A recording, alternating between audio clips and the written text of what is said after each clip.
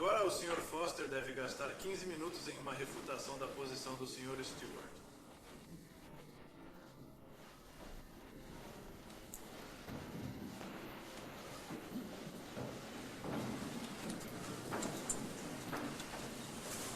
Você sabe por que o Sr. Paisley enfrenta muitos problemas em Londres ao tentar resolver os desafios do Ulster. Mas posso entender o dilema de nosso moderador aqui esta noite e realmente agradeço sua ajuda. As notas da Bíblia de Genebra mencionam em Kelly 3,16. Lembrem-se disso. De todas as publicações que chegaram até nós da época da Reforma, realmente a voz da Reforma. Seja a palavra de Cristo em vocês, rica em sabedoria, ensinem e admoestem uns aos outros com salmos, hinos e cânticos espirituais ao Senhor, com gratidão no coração. Por salmos, ele quer dizer, todas as canções piedosas que são escritas em várias ocasiões, e por hinos todos os que contêm o louvor de Deus e por cânticos espirituais, outros cânticos mais especiais e engenhosos que também louvavam a Deus, mas eram mais cheios de música.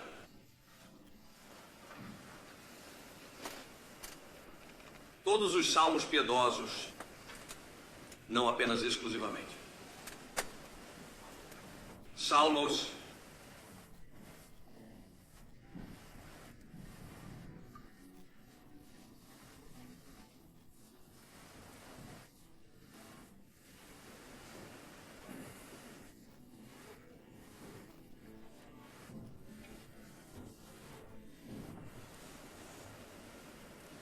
porque a Bíblia judaica, quando fala dos salmos, sabe, não fala apenas dos 150 salmos.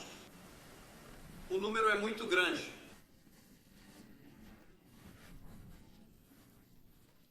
É fácil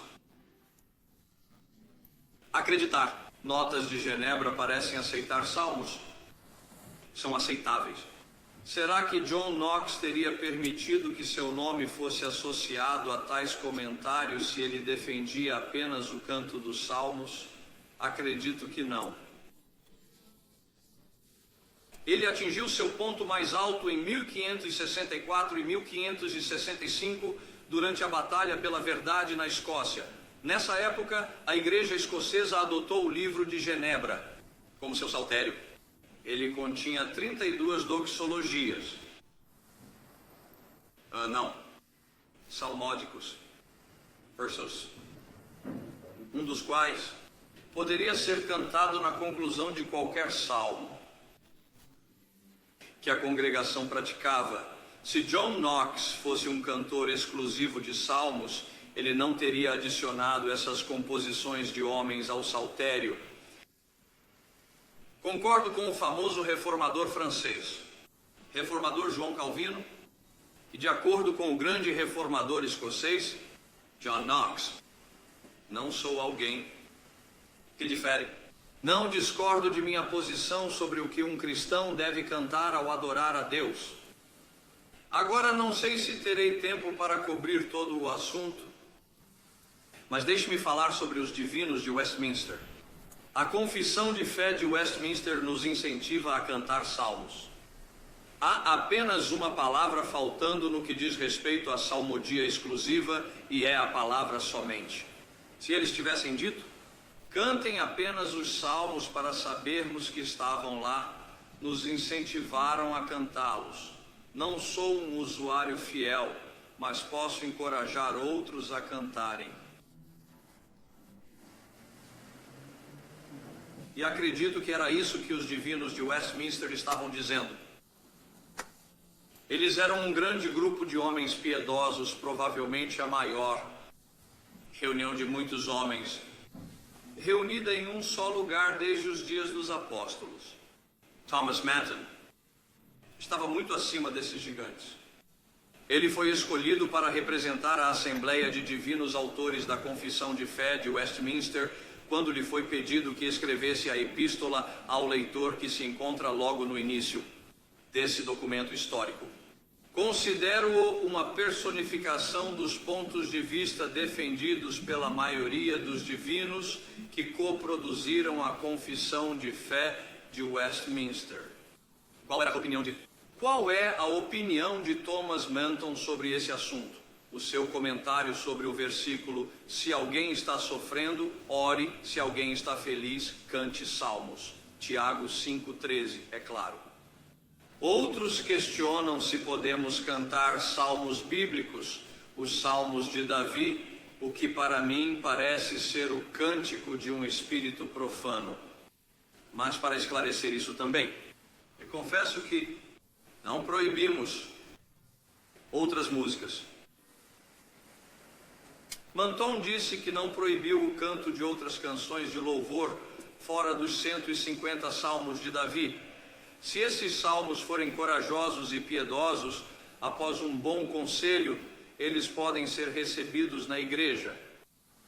Tertuliano, em sua apologia, mostrou que nos tempos primitivos eles usavam essa liberdade para cantar salmos bíblicos ou salmos de composição particular. Duas coisas ficam claras nessa declaração. Ao defender o canto de salmos, Thomas Manton não proibiu o canto de músicas bíblicas que não fossem salmos.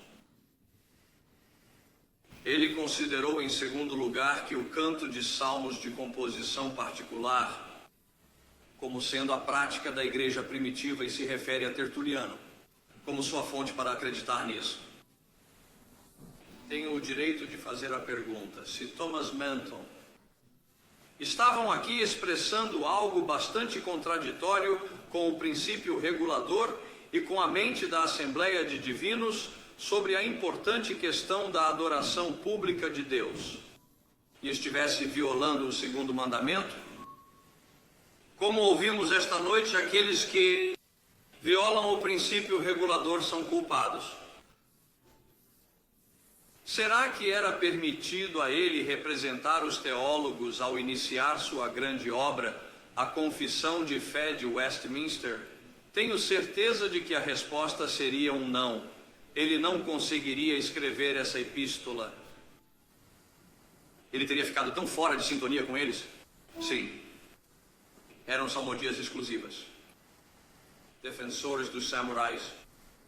A visão de Thomas Manton sobre o assunto: acredito que ele era representativo do pensamento dos divinos de Westminster, e concluímos que os divinos de Westminster não eram defensores da salmodia exclusiva.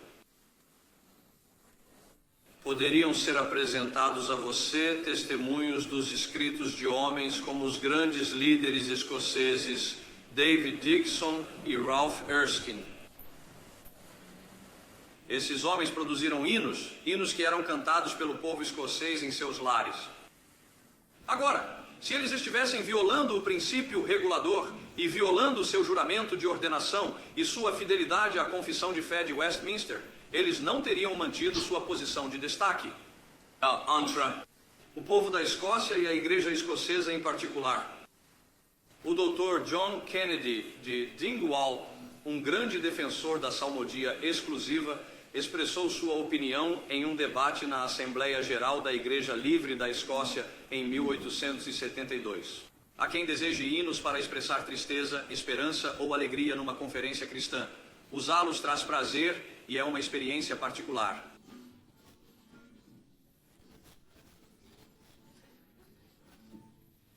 Que eles continuem sendo usados. Não cederei a ninguém em meu desejo de tê-las como veículo de qualquer sentimento espiritual forte que mexa com meu coração, mas usá-las na adoração a Deus no santuário é outra coisa. Portanto, Dr. Kennedy, e ele é o apóstolo, aos olhos de muitos dos salmistas exclusivos, ele disse: não me oponho a que as pessoas cantem hinos em suas casas, mas não os cantem na igreja. Apenas não os cantem na igreja. Bem, deixe-me dizer isso a você. O Dr. Kennedy não é bíblico. E ele não é presbiteriano. Quando toma essa posição,